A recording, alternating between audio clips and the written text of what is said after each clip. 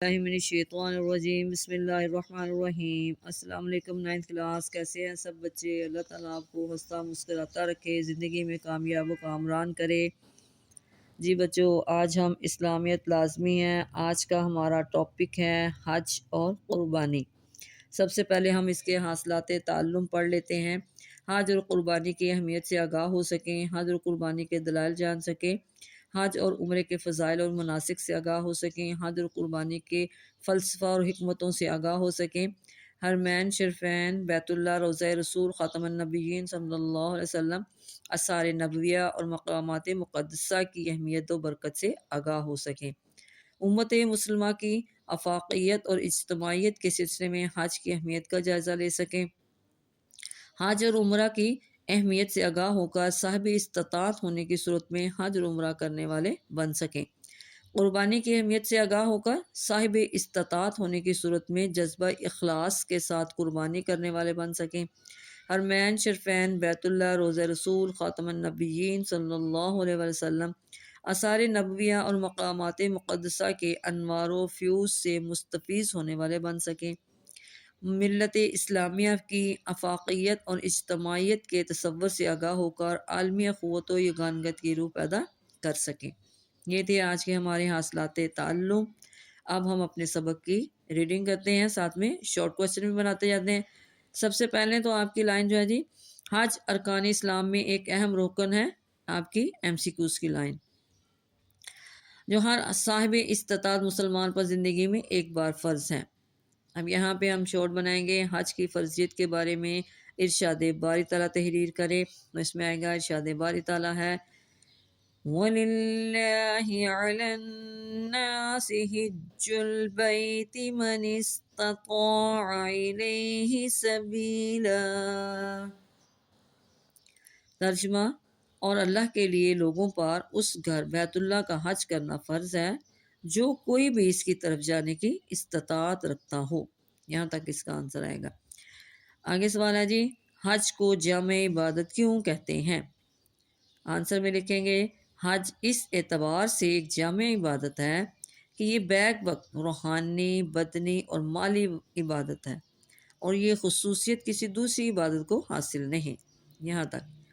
پھر آگے سوال بنائیں گے، حج کے مناسک تحریر کریں۔ کون سے ہیں جی؟ حج کے مناسک میں احرام باندھنا، منا جانا، وقوف عرفات، مزدلفہ میں قیام، جمرات کو کنکریاں مارنا، قربانی کرنا، حلق کرنا یعنی سر منڈوانا، طواف کرنا اور سعی کرنا شامل ہے۔ یہاں تک۔ آگے جی، حج اور عمرے کی فضیلت۔ یہاں پہ پھر ہم سوال بنا لیتے ہیں، حج اور عمرے کی فضیلت کے بارے میں نبی کریم خاتم النبیین صلی اللہ علیہ وسلم کا ارشاد تحریر کریں۔ تو یہاں پہ ہم لکھیں گے، نبی کریم خاتم النبیین صلی اللہ علیہ وسلم نے ایک حج اور 4 عمرے ادا فرمائے۔ عمرہ واجب نہیں بلکہ عمرہ کرنا افضل، سنت اور مستجب عمل ہے۔ اسی طرح دوسرا ارشاد ہے جی، نبی کریم خاتم النبیین صلی اللہ علیہ وسلم کا فرمان ہے کہ ایک عمرے کے بعد دوسرا عمرہ کرنا دونوں عمروں کے درمیان کے گناہوں کا کفارہ ہے، اور حج مبرور مقبول حج کی جزا جنت کے سوا اور کچھ نہیں ہے۔ یہ اس میں سے دونوں احادیث میں سے کوئی سی بھی آپ بیچ میں سے اس کا ارشاد لکھ دیں تو یہ اس کا آنسر ہوگا۔ جی بچوں، آگے، نبی کریم خاتم النبیین صلی اللہ علیہ وسلم نے کن لوگوں کو اللہ کا مہمان قرار دیا ہے؟ تو یہاں پہ ہم لکھیں گے، نبی کریم خاتم النبیین صلی اللہ علیہ وسلم نے 3 لوگوں کو اللہ تعالیٰ کا مہمان قرار دیتے ہوئے ارشاد فرمایا، اللہ تعالیٰ کی راہ میں جہاد کرنے والا، حج کرنے والا، عمرہ کرنے والا اللہ کا مہمان ہے۔ اللہ تعالیٰ نے ان کو بلایا تو انہوں نے حاضری دی، اور انہوں نے اللہ تعالیٰ سے مانگا تو اس نے انہیں عطا کیا۔ یہاں تک آئے گا آنسر۔ پھر آگے جی، حج کرنے کا مختصراً طریقہ تحریر کریں۔ تو یہاں ہم لکھیں گے، حج کرنے والا 8 ذی الحج کو فجر کی نماز کے بعد احرام باندھے، 2 رکعت نماز پڑھے اور یہ دعا کرے کہ اے اللہ، میں حج کا ارادہ کرتا ہوں، تو اس کو میرے لیے آسان کر دے اور قبول فرما، اور تلبیہ کے درج ذیل الفاظ بلند آواز میں ادا کریں۔ لبیک اللہم لبیک لبیک لا شریک لک لبیک ان الحمد والنعمت لک والملک لا شریک لک۔ حاضر ہوں، اے اللہ میں حاضر ہوں، میں حاضر ہوں، تیرا کوئی شریک نہیں، تیرے ہی لیے تعریفیں ہیں، نعمتیں اور بادشاہت تیری ہی ہے، تیرا ان میں کوئی شریک نہیں۔ یہاں تک آنسر لکھ دیں گے۔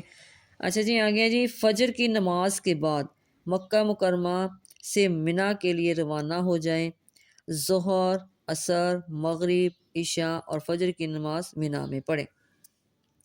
9 ذی الحج کو نماز فجر کے بعد منا سے عرفات کے لیے روانہ ہوں، مغرب تک عرفات میں قیام کریں اور دعا مانگیں۔ غروب آفتاب کے بعد میدان عرفات سے مزدلفہ کے لیے روانہ ہو، پیدل چلنا مستجب ہے، مزدلفہ میں مغرب اور عشاء کی نمازیں اکٹھی پڑھیں، رات مزدلفہ میں گزاریں، رمی کے لیے کنکریاں چنیں اور صبح کی نماز ادا کرنے کے بعد منا کی طرف روانہ ہو۔ جب خوب روشنی پھیل جائے تو جمرہ عقبہ کو رمی کرے اور رمی کے بعد قربانی کرے، پھر سر کے بال منڈوالے یا کٹوائے۔ سر منڈوانے کے بعد وہ احرام کی پابندیوں سے آزاد ہو گیا، پھر قربانی کے دنوں میں سے کسی ایک دن مکہ مکرمہ جا کر طواف زیارت کر لے۔ وقوف عرفات اور طواف زیارت کرنے کے بعد حج کے فرائض ادا ہو گئے۔ وقوف عرفہ حج کا رکن عظیم ہے۔ وقوف مزدلفہ حج کی سعی اور رمی جمرات جیسے مناسک کی ادائیگی واجب ہے۔ آخر میں الوداعی طواف کرے، شیڈول کے مطابق مدینہ منورہ حاضر ہو اور وہاں 8 یا 9 دن کے قیام کی کوشش کرے کہ مسجد نبی خاتم النبیین صلی اللہ علیہ وسلم میں متواتر 40 نمازیں پڑھیں۔ اب یہاں پہ آپ شارٹ بنائیں گے، حج کرنے کے بعد حاجی مدینہ منورہ میں کتنی دیر قیام کرے گا، تو یہاں پہ ہم آنسر لکھیں گے مدینہ منورہ میں حاضر ہو اور وہاں 8 یا 9 دن کے قیام کی کوشش کرے کہ مسجد نبی خاتم النبیین صلی اللہ علیہ وسلم میں متواتر 40 نمازیں پڑھیں۔ یہاں تک آ گیا جی قربانی۔ یہاں پہ سوال بنائیں قربانی سے کیا مراد ہے۔ آنسر میں لکھیں گے جی قربانی سے مراد اللہ تعالیٰ کے قرب کے حصول کے لیے عید الاضحیٰ کے دنوں میں مخصوص جانوروں کو نبی کریم خاتم النبیین صلی اللہ علیہ وآلہ وسلم اور آپ خاتم النبیین صلی اللہ علیہ وسلم کے جد امجد حضرت ابراہیم علیہ السلام کی سنت کے مطابق ذبح کرنا ہے۔ یہاں تک اچھا جی آگے جی، عید الاضحیٰ کے دن قربانی سے زیادہ فضیلت والا کوئی عمل نہیں، یہ دن سال کا افضل ترین دن شمار ہوتا ہے، قربانی نہ کرنے پر سخت وعید آئی ہے۔ اب یہاں پہ ہم سوال بنائیں گے کہ قربانی نہ کرنے کے بارے میں کیا وعید آئی ہے، تو ہم آنسر میں لکھیں گے قربانی نہ کرنے پر سخت وعید آئی ہے۔ نبی کریم خاتم النبیین صلی اللہ علیہ وسلم کا فرمان ہے، جس شخص کو قربانی کی وسعت ہو اور وہ قربانی نہ کرے تو وہ ہماری عیدگاہ سے کے قریب نہ آئے۔ یہاں تک آ گیا یہ نبی پاک صلی اللہ علیہ وسلم کا ارشاد۔ آ گیا جی، عید کی نماز سے پہلے قربانی نہیں کی جا سکتی، اپنے ہاتھ سے قربانی کرنا افضل ہے۔ اگر خود جانور ذبح نہ کر سکتا ہو تو کوئی دوسرا مسلمان اس کی جگہ جانور ذبح کر سکتا ہے، مگر اجازت ضروری ہے۔ جی آگے جی، نبی کریم خاتم النبیین صلی اللہ علیہ وسلم نے اپنی ازواج مطہرات رضی اللہ تعالی عنہن کی طرف سے بھی گائے کی قربانی فرمائی تھی۔ اجتماعی قربانی میں اب یہاں پہ ہم سوال بنا لیتے ہیں کہ اجتماعی قربانی میں کتنے افراد شامل ہو سکتے ہیں، تو آنسر میں لکھیں گے اجتماعی قربانی میں ایک گائے میں 7 افراد اور اونٹ میں بھی 7 افراد شریک ہو سکتے ہیں، البتہ کم از کم کی کوئی تعداد متعین نہیں، 2 یا 3 لوگ بھی برابر گوشت تقسیم کر کے قربانی کر سکتے ہیں۔ اب یہاں پہ سوال بنائیں قربانی کا کیا فلسفہ ہے، یہاں پہ ہم لکھیں گے قربانی کا فلسفہ یہ ہے کہ اللہ تعالیٰ کی رضا کے حصول کے لیے اپنی خواہشات کو قربان کر دیا جائے اور اس بات کا عہد کیا جائے کہ اگر ہمیں اللہ تعالیٰ کی راہ میں اپنی جان بھی قربان کرنا پڑے تو ہم دریغ نہیں کریں گے۔ یہاں تک آئے گا آپ کا۔ ہاں جی، یہاں پہ ہم سوال بنائیں گے، امت مسلمہ کے اتحاد کے لیے حج کس طرح مددگار ثابت ہو سکتا ہے؟ وضاحت کریں۔ اب ہم یہاں پہ یہ لکھ دیں گے، حج ملت اسلامیہ کے اتحاد اور اجتماعیت کا مظہر ہے۔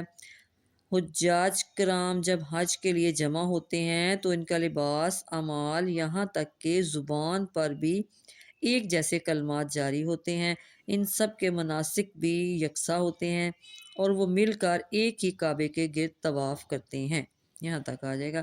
آگے جی، حج کے موقع پر لڑائی جھگڑے اور فساد سے سختی سے منع کیا گیا ہے، جس سے ایک دوسرے کے لیے ہمدردی کے جذبات پیدا ہوتے ہیں۔ حاجی جب حج کرنے کے لیے مکہ مکرمہ کی طرف سفر کرتا ہے تو وہ صرف حج کا عظیم الشان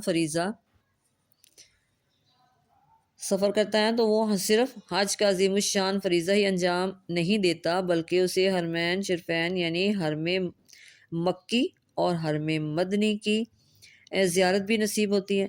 وہ خانہ کعبہ کی زیارت کرتا ہے اور اس سے لپٹ کر اللہ تعالیٰ سے دعائیں کرتا ہے، مسجد نبی خاتم النبیین صلی اللہ علیہ وسلم کی زیارت کا شرف پاتا ہے اور روضہ رسول خاتم النبیین صلی اللہ علیہ وسلم پر حاضر ہو کر درود و سلام پیش کرتا ہے۔ حجاج کرام کو مکہ مکرمہ، مدینہ منورہ اور طائف میں ایسے بہت سے مقامات کی زیارت کا موقع ملتا ہے جن کا سیرت طیبہ سے گہرا تعلق ہے۔ گویا حج کا یہ سفر صرف مناسک حج ادا کرنے کا سفر ہی نہیں، بلکہ بہت سے اسلامی مقامات کی زیارت کا سفر بھی ہے، جس سے انسان کی روحانیت اور اسلامی معلومات میں اضافہ ہوتا ہے۔ تو بچوں، یہ تھی آج کی ہماری ریڈنگ۔